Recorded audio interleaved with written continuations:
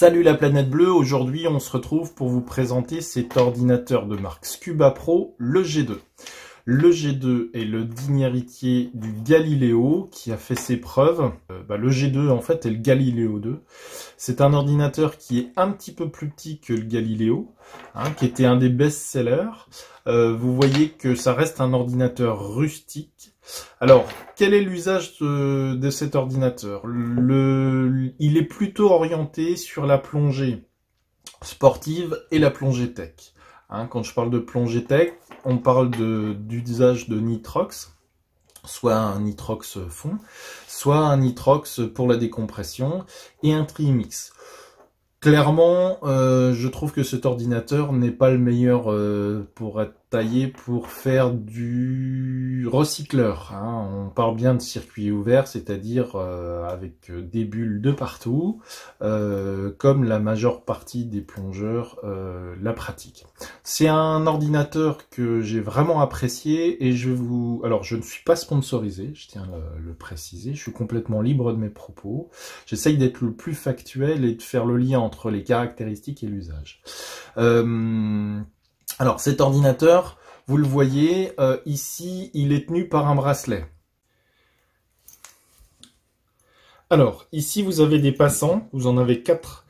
Vous avez soit la possibilité de supprimer le bracelet et de faire passer de l'élastique, du bungee comme on dit, soit voyez, moi j'ai conservé le bracelet dans ce montage là, et puis ça donne une sécurité supplémentaire, puisqu'en fait mon bras, ma combinaison passe ainsi dedans, et puis j'ai le bracelet en plus, donc si jamais le bracelet lâche, c'est une sécurité supplémentaire pour ne pas perdre mon ordinateur.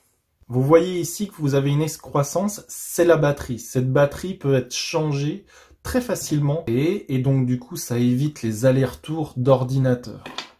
Vous avez ici 3 boutons métal qui sont faciles d'accès. Je les ai pratiqués avec un gant relativement épais de plongée grand froid extrême en néoprène, et on appuie facilement sur les boutons. Et ils sont ingénieusement protégés pour éviter d'être actionnés par mégarde.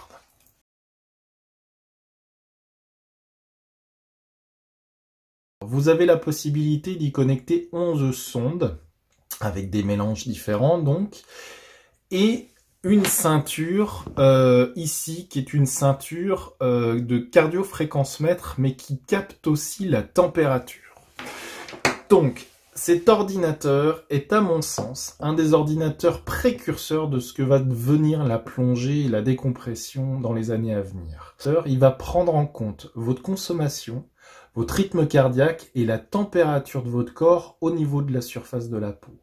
Et s'il détecte que vous sortez d'une plongée standard, que vous êtes en train de faire un effort ou vous avez froid, il va en tenir compte sur la décompression. Et ça, c'est vraiment la grande tendance de la sécurité et ce qui est en train de se préfigurer pour les années à venir. Clairement, si vous n'avez pas de contre-indication, mais que c'est pas parfait au niveau de votre condition physique, le G2 est un ordinateur qui va aller, à mon sens, dans le bon sens. Alors, c'est un algorithme Bullman qui est à l'intérieur, donc type d'algorithme qui a fait ses preuves. Il n'a pas les gradient factor, mais vous avez la possibilité de pouvoir, je vais vous montrer, durcir tout simplement votre décompression. Vous pouvez durcir le niveau. Alors, on va le laisser le temps de s'allumer. Voilà. Vous constatez que le menu est en français, la notice est en français et l'interface qui est sur un ordinateur est également en français. Donc vous pouvez ici, par exemple, durcir le niveau de... Alors vous voyez que la dernière plongée que j'ai faite, le niveau standard c'est celui-ci. Il y a 10 niveaux. De 0 à 9, 9 étant le niveau le plus dur. Donc quand votre ordinateur est réglé ici, vous allez bouffer un maximum de paliers. Donc vous pouvez vous-même durcir le niveau de décompression pour adapter à la situation, donc fatigue ou des choses comme ça, et lui va le faire aussi avec la ceinture et la consommation. Et ça, je trouve que c'est plutôt bien vu. Alors, comme on se balade relativement facilement dans les menus, et que vous avez ici un rappel des fonctions de chaque bouton, ce qui est plutôt agréable, et même au fond vous l'avez ça, hein, parce qu'il y a pas mal d'ordinateurs où vous l'avez pas, vous pouvez vous balader facilement, et vous pouvez facilement ajouter un gaz. Alors par exemple ici, mon bloc principal, donc le T1, le tank 1, j'ai de l'air dedans. J'ai une PPO2 que j'ai réglée à 1 bar 4 pour être alerté avant un peu 60 mètres, de manière à ce que si je glisse, être informé par l'ordinateur, il va se mettre à biper et s'afficher tout rouge.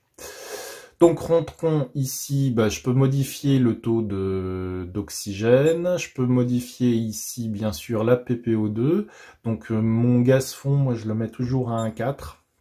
Et voilà. Sinon, si vous êtes ici, vous pouvez alors mettre un pony. Par exemple, si vous avez un pony Nitrox, donc un deuxième bloc que vous avez accroché sur votre harnais, vous rentrez facilement ici, et puis vous allez pouvoir, hop, alors enregistrer. Ah bah tiens, très bon exemple, la dernière plongée que j'ai faite, j'avais un pony ici où j'avais 53% à l'intérieur. Hop, alors attendez. Voilà, c'est ça, 53%, mais si vous mesurez et que le taux d'oxygène à l'intérieur du pony est inférieur, vous pouvez facilement le modifier. Voilà. Donc, bon, on va laisser à 50. Ici, vous pouvez modifier la PPO2. Alors, moi, la PPO2 pour la déco, je la mets à 1,6 pour en profiter un maximum. Et vous voyez qu'il vous affiche, vous allez pouvoir prendre votre bloc à partir de 22 mètres pour le changement de gaz. Je vais pas le valider, non enregistré, voilà.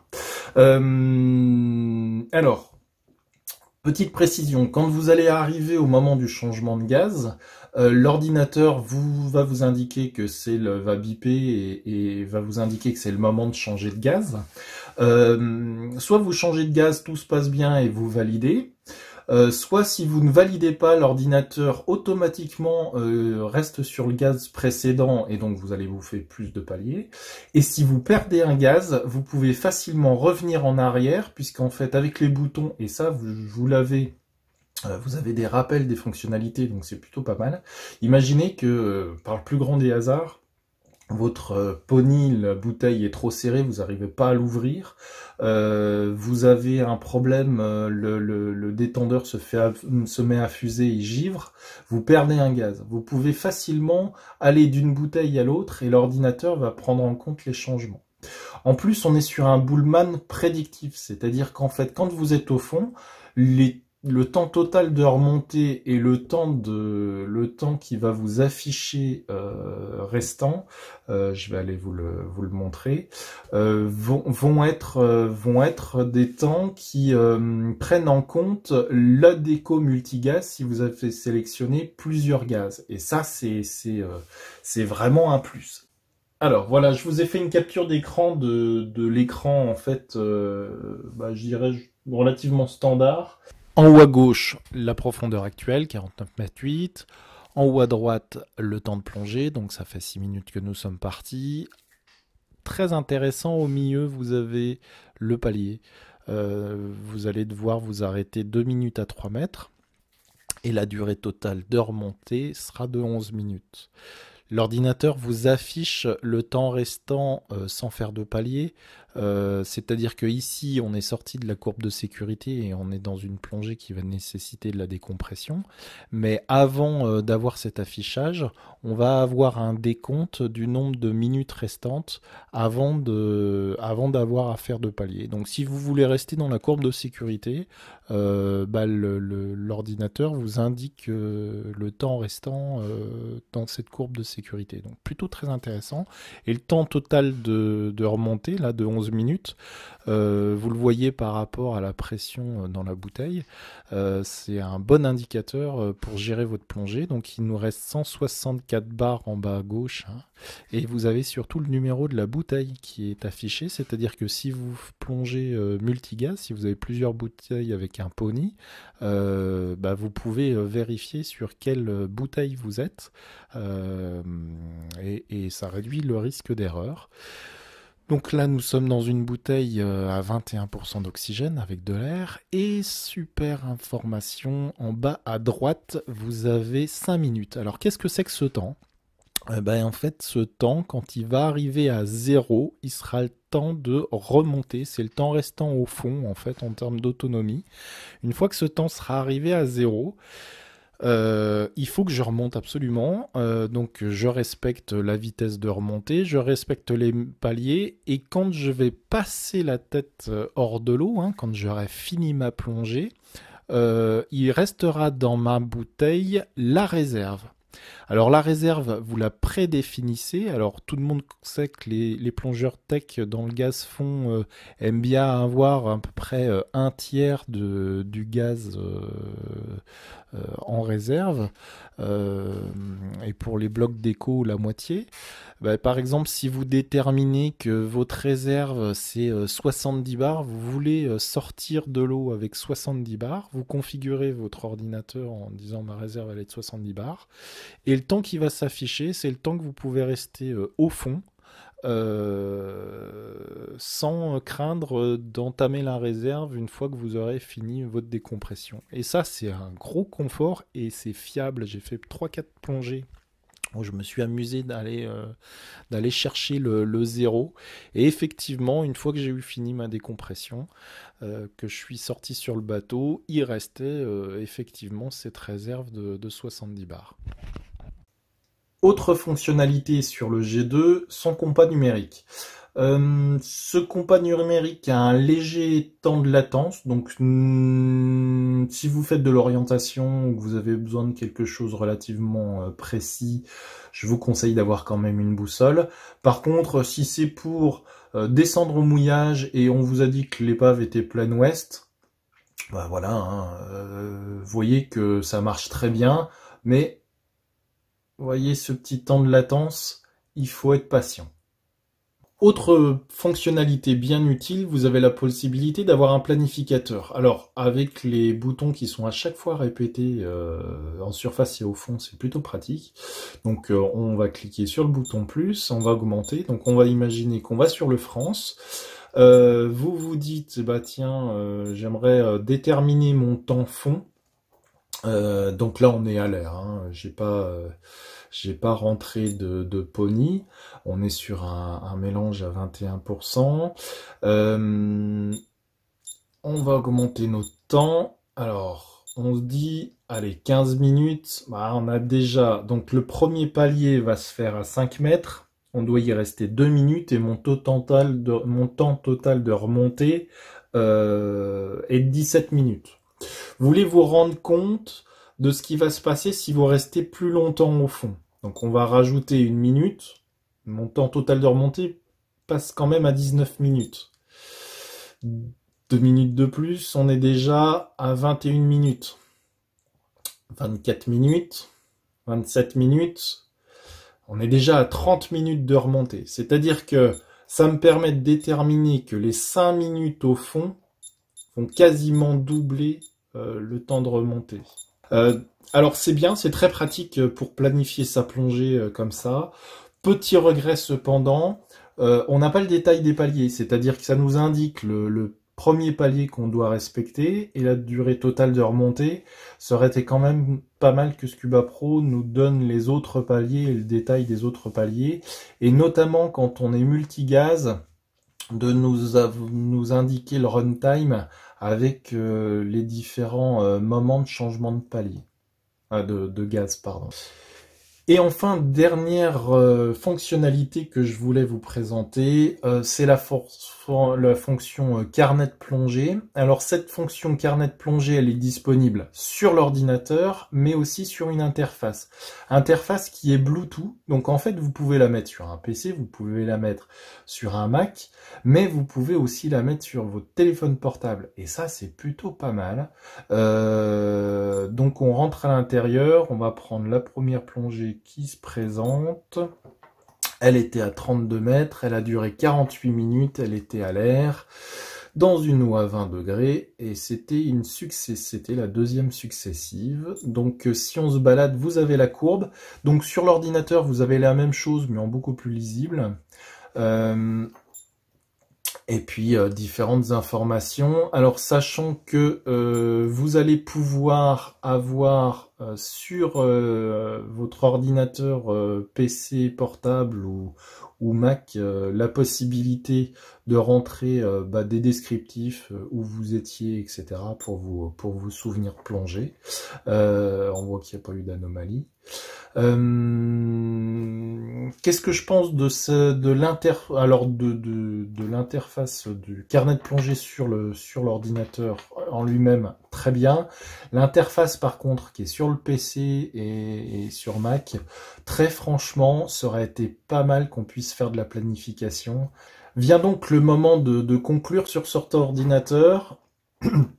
Clairement, c'est une valeur sûre, c'est un ordinateur évolutif qui, si vous ne faites pas de recycleur, est un ordinateur que vous allez garder longtemps. C'est un ordinateur haut de gamme, hein. Clairement, comme je vous l'ai dit, plutôt orienté plongée en circuit ouvert, donc plongée sportive à l'air ou plongée tech Nitrox confirmé et Trimix. C'est un ordinateur complet. Je l'ai vraiment bien apprécié, j'ai vraiment apprécié toutes les fonctionnalités. J'en ai testé plusieurs, le fait que ce soit en français, enfin je vais pas vous refaire toute la vidéo maintenant. Clairement je lui donne 4 palmes d'or avec quelques améliorations qu'on pourrait apporter. Certains m'ont dit qu'en termes de lisibilité, ils auraient aimé des chiffres plus gros. Moi je dirais que c'est pas la taille des chiffres, ce serait que les indications soient plus écartées les unes des autres avec un écran peut-être un petit peu plus grand, une interface un peu plus complète parce que vu le prix de l'ordinateur, moi ce que je vous conseille c'est de compléter cet ordinateur avec une sonde par bloc, hein, et puis le fameux cardiofréquencemètre qui est optionnel et que vous pouvez prendre, qui est un vrai plus pour votre décompression. Encore une fois, c'est un précurseur dans le monde de la plongée, une valeur sûre. Donc vous pouvez y aller, c'est un ordinateur, vous n'allez pas être déçu. Voilà. Bah écoutez, je vous invite à liker cette vidéo si vous avez aimé, si vous n'avez pas aimé, à me le dire aussi, à laisser vos commentaires, je vous répondrai, et puis je vous dis à bientôt dans une prochaine vidéo. Au revoir.